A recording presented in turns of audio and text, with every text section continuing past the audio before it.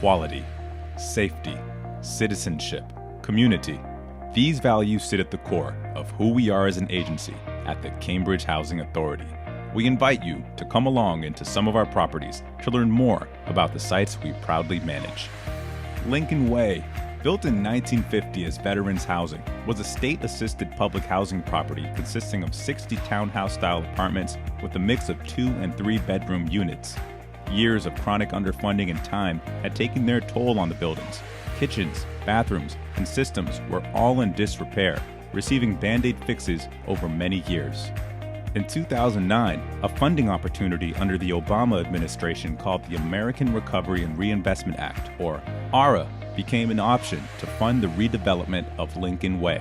Combined with other funding sources, the project was approved by the Cambridge Housing Authority Board and a relocation agreement was created with residents.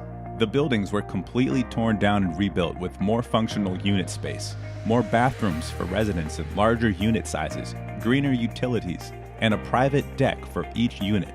But most importantly, 10 affordable units were added to the development. The total cost of the project was approximately $25 million. Millers River Apartments. A 19-story high-rise in East Cambridge totaling 301 units serving an elderly and disabled population. Located on a 1.6-acre parcel of land, Millers River is bounded by 4 very different urban edges, including a commercial area, residential neighborhood, a new community path, and an area with local retail, service providers, and places of worship. This lively site makes Millers River a prime location for housing. The CHA's long-term vision for this property is to promote a healthy, affordable community balanced by new commercial and green spaces to support resident services and community wellness. Built in 1974, renovations began in 2019, and the comprehensive modernization project will result in over $100 million being invested into the upgrades of Millers River Apartments. Frank J. Manning Apartments. Built in the mid-1970s, Manning Apartments had always suffered from leaks through its concrete facade and windows. With electric heat, its annual utility bills were over $500,000, the most expensive in CHA's portfolio. When RAD first came out in 2012, it did not work for Manning Apartments. There was a $47 million funding gap between what the property could raise for capital and what it needed. The Cambridge Housing Authority was able to reduce the shortfall by rent bundling at 4 other properties, energy savings, a subsidy through the Moving to Work program, and a $24.5 million loan.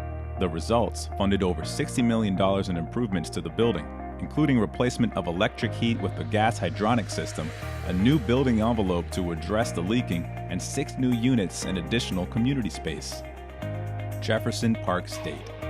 This property was originally constructed in 1950 on an underutilized parcel of land. The development was originally created to house veterans and their families after World War II. In 2005, the CHA started to work on plans to redevelop Jefferson Park State, and by 2009, a master plan process was completed to help the distressed property.